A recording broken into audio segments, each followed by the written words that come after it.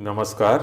For your information, सहज, सरल और संक्षिप्त के इस नए अंक में आपके परिवार के साथ स्वागत है।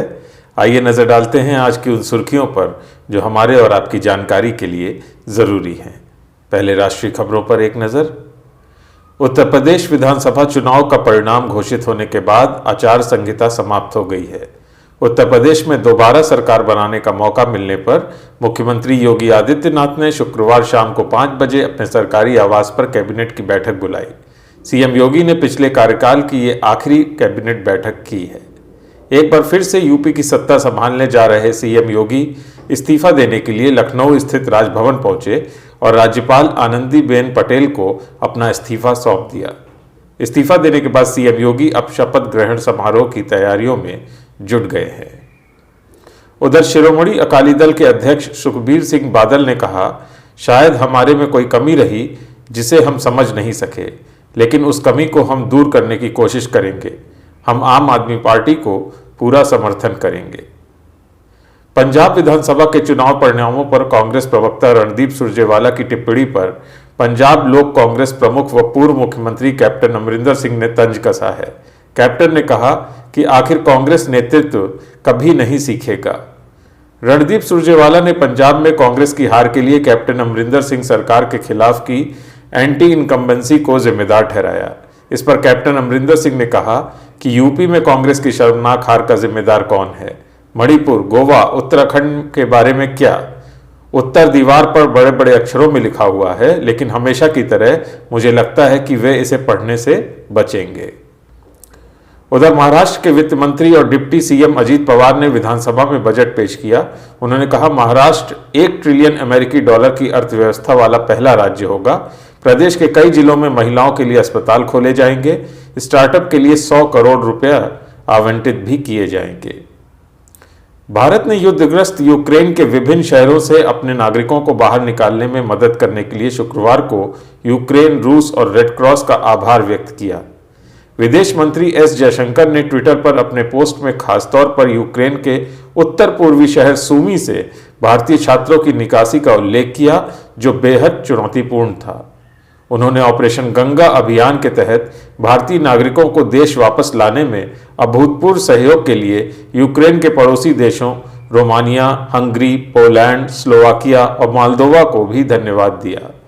जयशंकर ने कहा कि प्रधानमंत्री नरेंद्र मोदी के निर्देश पर शुरू किए गए ऑपरेशन गंगा ने नेतृत्व और प्रतिबद्धता दोनों को प्रदर्शित किया और इस उद्देश्य की पूर्ति में सहयोग के लिए सभी के प्रति हम आभार प्रकट करते हैं।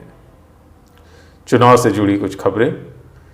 5 राज्यों में विधानसभा चुनाव में कांग्रेस चारों खाने चित्त हो गई है। अब पार्टी के इस खराब प्रदर्शन का असर राज्यसभा में भी दिख सकता है। 5 राज्यों में करारी शिकस्त के चलते पार्टी का राज्यसभा में संख्या बल प्रभावित होगा। संख्या में कमी के चलते पार्टी के ऊपर अब ऊपरी सदन में विपक्ष के नेता का दर्जा खोने का खतरा भी मंडरा रहा है। बता दें कि इसी साल राज्यसभा के लिए द्विवार्षिक चुनाव होने हैं। इस चुनाव के बाद कांग्रेस के सांसदों की संख्या में ऐतिहासिक कमी देखने को मिल सकती है। इस बीच विपक्ष के नेता का दर्जा बनाए रखने के लिए भी कांग्रेस के पास आवश्यक न्यूनतम संख्या न होने की भी संभावना है। गौरतलब है कि अगर पार्टी इस साल के अंत में गुजरात चुनावों और अगले साल कर्नाटक विधानसभा चुनावों में अच्छा प्रदर्शन नहीं करती है तो वह राज्यसभा में इस दर्जे को खो देगी। वर्तमान में कांग्रेस के पास राज्यसभा में 34 सदस्य हैं और इस साल कम से कम 7 सीटें हारने की संभावना के चलते रिकॉर्ड निम्न स्तर पर पहुंच सकती है। बता दें कि मानदंडों के अनुसार एक पार्टी के पास विपक्ष का दर्जा होने के लिए सदन की कुल सदस्यता का कम से कम 10% होना चाहिए। फिलहाल ये आंकड़ा 25 सदस्य का है और मल्लिकार्जुन खड़गे सदन में विपक्ष के नेता हैं। कांग्रेस के पास लोकसभा में विपक्ष के नेता का दर्जा नहीं है क्योंकि सदन में उसकी वर्तमान संख्या सदन की सदस्यता के 10% से भी कम है। उधर देश के 5 राज्यों के विधानसभा चुनाव में भारतीय जनता पार्टी ने 4 में शानदार प्रदर्शन किया। पंजाब में आम आदमी पार्टी की जीत को छोड़ दें तो बीजेपी उत्तर प्रदेश, उत्तराखंड, गोवा और मणिपुर में सरकार बनाने जा रही है। इस पर बिहार के रहने वाले व देश के जाने माने राजनीतिक रणनीतिकार प्रशांत किशोर ने बड़ा बयान दिया है। प्रधानमंत्री नरेंद्र मोदी के ताजा बयान को लेकर अपनी प्रतिक्रिया में उन्होंने कहा कि भारत की असली लड़ाई के नतीजे तो साल 2024 के लोकसभा चुनाव में आएंगे। उत्तर प्रदेश के विधानसभा चुनाव 2022 में गुरुवार को भारतीय जनता पार्टी को स्पष्ट बहुमत मिलने के बाद आज समाजवादी पार्टी के राष्ट्रीय अध्यक्ष अखिलेश यादव की प्रतिक्रिया आई। इनकी पार्टी के नेता स्वामी प्रसाद ने तो कल हार को स्वीकार कर लिया, लेकिन उत्तर प्रदेश के पूर्व मुख्यमंत्री अखिलेश यादव ने आज जनता को धन्यवाद दिया। अखिलेश यादव ने शुक्रवार को एक ट्वीट किया। सपा के मुखिया ने कहा कि उत्तर प्रदेश की जनता को हमारी सीटें 2.5 गुना व मत प्रतिशत 1.5 गुना बढ़ाने के लिए हार्दिक धन्यवाद। हमने दिखा दिया कि उत्तर प्रदेश में भाजपा की सीटों को घटाया जा सकता है। अब भाजपा का ये घटाव निरंतर जारी रहेगा। उनका आधे से ज्यादा भ्रम और छलावा दूर हो गया, बाकी कुछ दिनों में हो जाएगा। जनहित का संघर्ष जीतेगा। अंतर्राष्ट्रीय खबरों पर एक नजर।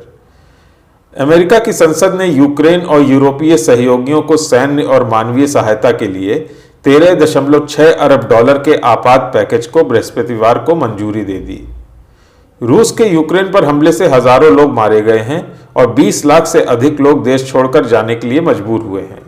अमेरिकी संसद ने लोगों की मदद के वास्ते कुल 1.5 करोड़ डॉलर के पैकेज को मंजूरी दी।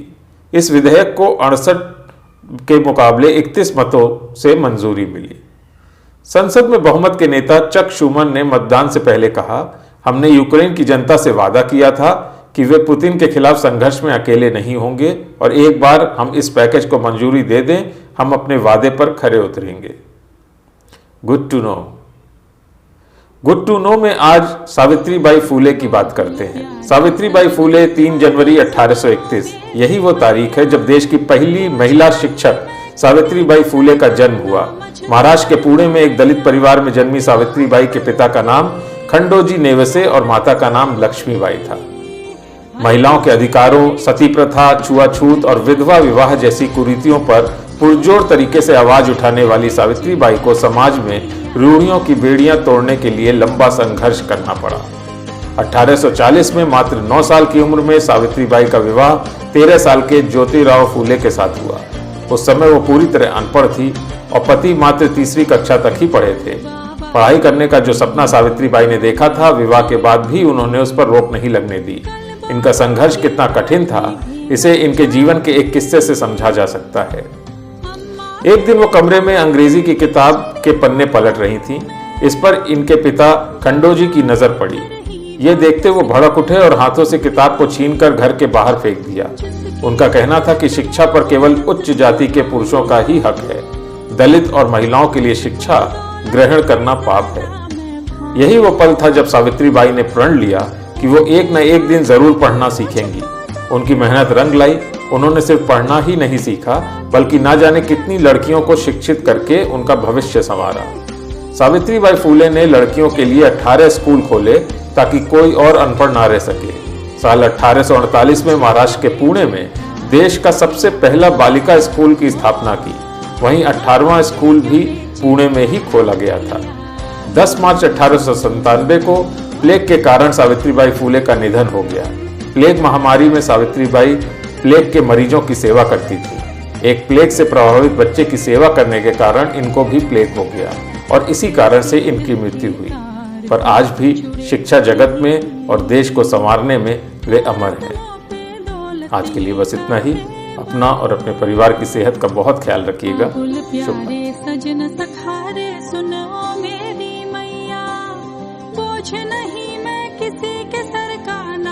धार में नैया पतवार बनूंगी, लहरों से लड़ूंगी, हर मुझे क्या बेचेगा रुपया।